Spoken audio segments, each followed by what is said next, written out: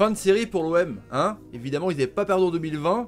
Est-ce que c'est dramatique ou pas? On va voir ça, les amis. Salut à tous, footeuses et footeux famille, c'est Thomas, 3 buts à 1. Un but magnifique de Sanson, on va en reparler. Un but de Bomba, un but de Libombe, son retour, et un but de Alvaro González en CLC.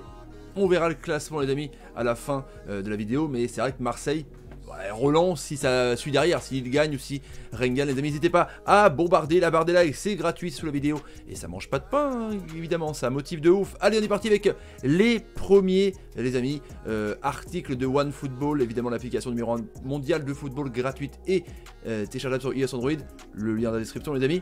Donc la sensation Sanson, quand même, le côté un petit peu positif, c'est que Morgan Sanson a peut-être inscrit le plus beau but du week-end.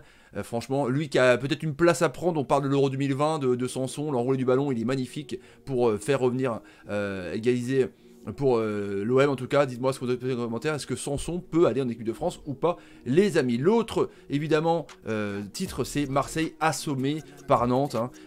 Un Payet moins en dedans, un Alvaro González on a vu à la fin moins en dedans, pareil pour Mandanda qui était un petit peu bizarre sur les sorties de balles, il a fait quand même 1 ou 2 arrêts mais il n'y a pas la même équipe en tout cas, donc je pense qu'ils ont un petit peu chuté physiquement. Donc les amis, on va évidemment voir ça ensemble avec des faits de jeu par rapport à ce but de Libombe là, ou de Bamba, où le mec devant il se baisse ou pas, que son jeu ou pas, en tout cas les amis. Donc Kader Bamba a fait du mal, hein, avec 7 pas décisives pour Libombe, ce but, franchement, et il est même à l'origine du tir contré où Alvaro la remet. Enfin voilà, ça a été un monstre ce soir. C'est peut-être la superbe recrue, on parle toujours de Moses Simon, ses amis, mais lui, il est vraiment assez énorme, franchement. Kader Bamba, donc il a fait du mal, les amis. On a vu aussi cette image, dis-moi ce que vous pensez dans les commentaires, qu'est-ce qui s'est passé avec, à la mi-temps, un André Villas-Boas, ultra énervé, un petit peu donc accompagné par les joueurs. On voit la main de Dimitri Payet, là on voit les adjoints en train de le retenir, parce qu'il était vraiment vénère, il gueulait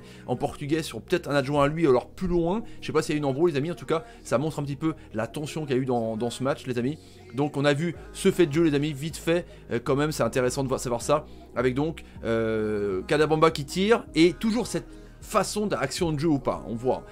Il y a le joueur qui se baisse, alors il y a eu plein d'angles différents où l'arbitre a été voir, parce qu'on a l'impression qu'il touche le ballon, donc évidemment s'il le touche, il y a hors-jeu, mais apparemment il le touche pas, il le frôle. Donc les amis, dites-moi si vous êtes un petit peu floué supporter marseillais, je pense qu'il n'y a pas grand chose à dire, parce que là on voit quand même à l'image arrêtée qu'il se baisse pour éviter le tir, mais mine de rien il est devant Mandanda, alors est-ce qu'il le gêne ou pas? Il y a eu polémique les amis, c'est un fait de match aussi, comme hier pour Lyon-Metz. Voilà, c'est la variole en tout cas, c'était très long les amis, donc peut-être que il s'est énervé pour ça, on sait pas. Les amis, donc moi ce que vous pensez dans les commentaires, les tops et les flops, heureusement qu'il a été là, franchement. L'ami Camara, ça a été un monstre fini, monstre.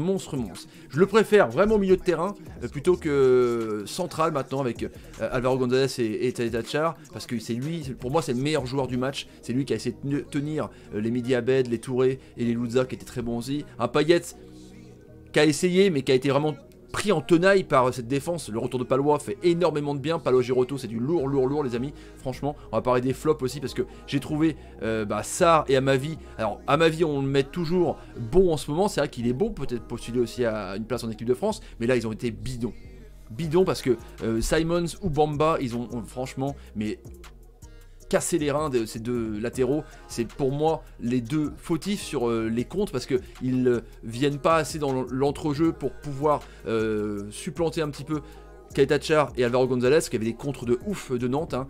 Marseille a largement la possession de balle, 65-35, 17 frappes pour Marseille, mais voilà, les latéraux n'étaient pas au niveau, comme tout le monde n'était pas au niveau. Je pense qu'il y a vraiment une baisse de forme, les amis, là-dessus. Donc un Bamba complètement énorme, hein. C'est le joueur du match pour Nantes, c'est lui qui a tout fait. Et 3 buts, c'est lui quasiment. Donc franchement, un Nantes qui remonte au classement, on va voir ça, les amis. Un Palois qui est, mine de rien, voilà, critiqué parce que c'est une grande gueule et tout, mais qu'est-ce qu'il est puissant.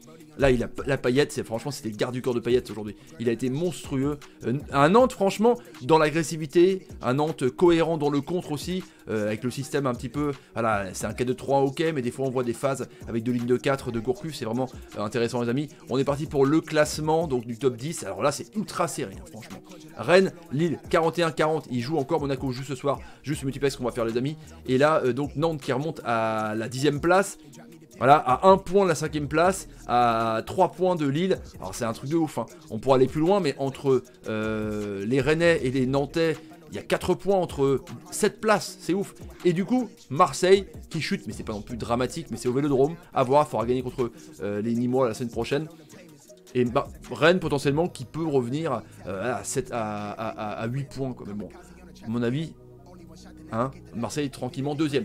Les amis, n'hésitez pas à me dire dans les commentaires ce que vous pensez de ce but, action de jeu, si c'est petite surperformance de Nantes, ou alors c'est Marseille qui était pas bon. J'attends vos commentaires, partagez la vidéo sur Twitter, Facebook, Instagram et Snapchat. Je vous dis à très vite les amis. Salut, salut, salut, salut, et salut. Et pourquoi il était énervé André? Hein?